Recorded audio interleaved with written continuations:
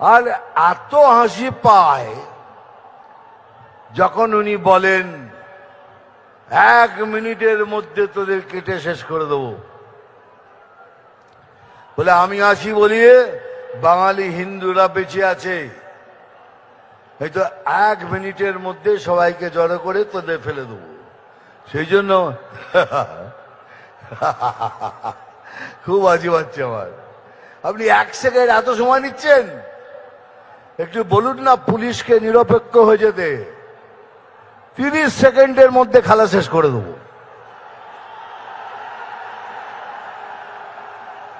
30 second, आधा minute में game खत्म कर देगा। एक बार आओ ना, आमने सामने आओ, देखो बीजेपी में क्या ताकत है, देख लो। खाली पुलिस को बोलो तुम निरपेक्ष हो जाओ। আমি কথা দিচ্ছি আমার সমস্ত আদিবাসী আমার ভাই বোনদের, আমরা যদি আসি আপনাদের সব কষ্ট দূর হবে।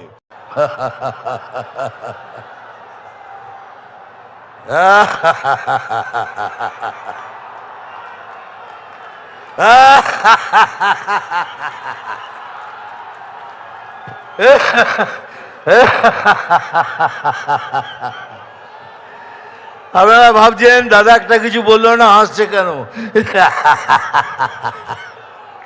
এই জন্য হাসছি, এই রাজ্যের প্রধান বলেছেন আমরা 500 টাকা দিয়ে লোক এনেছি। 500 টাকা দিয়ে এত লোক, বাপরে বাপ। তাহলে ভাবুন আপনি 1500 টাকা দিয়ে কত লোক আনেন। আমরা 500 টাকা দিয়ে লোক আনি, আপনার 1500 টাকায় লোক জমে না। এই জন্য এই ভাতা ওই শ্রী এইসব দিয়ে লোককে টুপি পরিয়ে এখানে নিয়ে আসেন। এই জন্য আসছি, আরো আসছি আরেকটা কারণে। উনি বলেছেন কি আমাদের গলায় দড়ি দিয়ে মরতে। আমি বললাম ঠিক আছে আমরা মরবো, আমরা গলায় দড়ি দিয়ে মরবো, কিন্তু আপনি কথা দিন আপনি রেল লাইনের মাথা দিয়ে দেবেন। আপনারা সবাই রেল লাইনে মাথা দেবেন, আমরা গলায় দড়ি লাগিয়ে ঝুলে পড়ব। এই জন্য আসছিলাম। এই ধর্ণা দিয়েছেন কিসের জন্য পরে জানলাম। একটা লোকের 389টা ছেলে মেয়ে,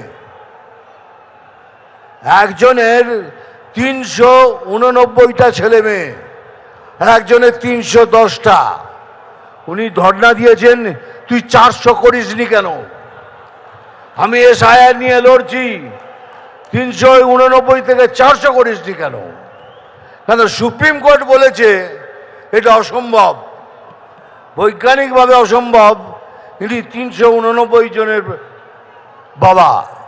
তা আমি সেই বাবার সাথে দেখা করতে চাই, আমি ওনার পায়ে হাত দিতে চাই কি দাদা আপনি একটু দয়া করে বলুন আপনি কি খান। একজনের 310টা ছেলে মেয়ে, আমি তার পায়ে হাত দিয়ে বলতে যাই দাদা আপনি কি খান।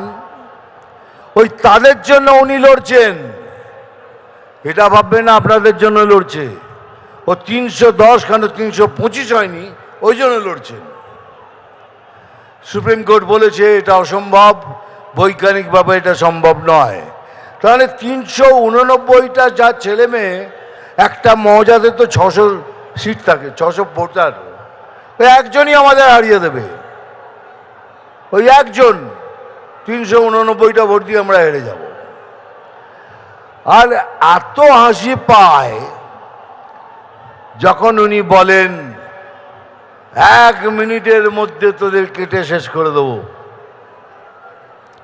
বলে আমি আসি বলিয়ে বাঙালি হিন্দুরা বেঁচে আছে, হয়তো 1 মিনিটের মধ্যে সবাইকে জড়ো করে তোদের ফেলে দেবো। সেই জন্য খুব হাসি পাচ্ছে আমার। আপনি 1 সেকেন্ড এত সময় নিচ্ছেন, একটু বলুন না পুলিশকে নিরপেক্ষ হয়ে যেতে। 30 সেকেন্ডের মধ্যে খেলা শেষ করে দেবো।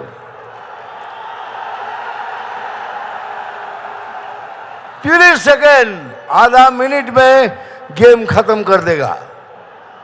एक बार आओ ना, आमने सामने आओ, देखो बीजेपी में क्या ताकत है, देख लो। खाली पुलिस को बोलो तुम निरपेक्ष हो जाओ। আমি কথা দিচ্ছি আমার সমস্ত আদিবাসী আমার ভাই বোনদের, আমরা যদি আসি আপনাদের সব কষ্ট দূর হবে। পড়াশোনার জন্য একটা টিচার নেই, আসবে।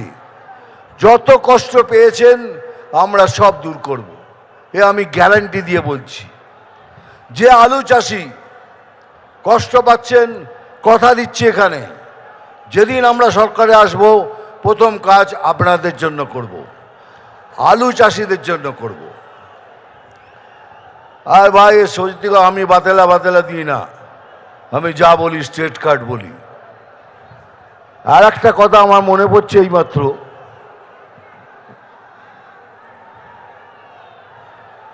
মানে যত ধরনের মিথ্যে কথা উনি বলেন, আমি বলি কি উনি 10 জন পলিটিশিয়ানের মধ্যে ভারতবর্ষের উনি একজন।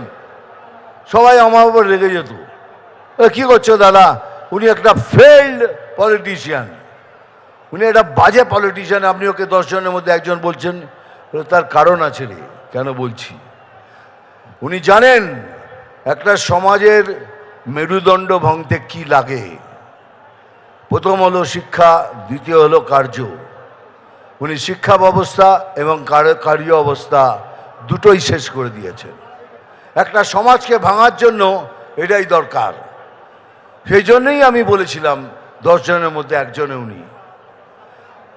দুনিয়াতে অনেক ধরনের চিফ মিনিস্টার দেখেছি, এই রকম চিফ মিনিস্টার দেখিনি যিনি কথায় কথায় মিথ্যে কথা বলেন।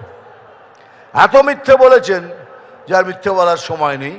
কারণ আপনাদের সূচনা দিচ্ছি, হাত ভেঙেছে, পা ভেঙেছে, এবার কিন্তু আরো কিছু ভাঙতে পারে, তার জন্য তৈরি থাকবেন।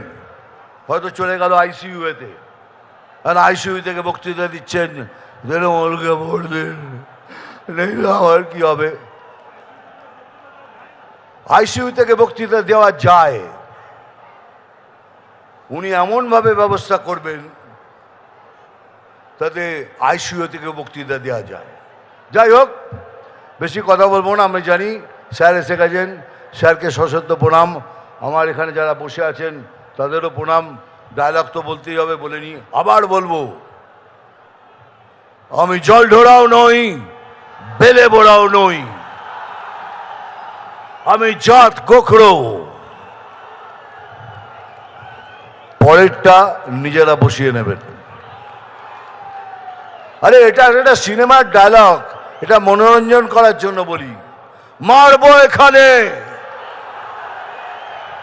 তোরাই যখন বলিস তাহলে আমার দরকার কি বলার?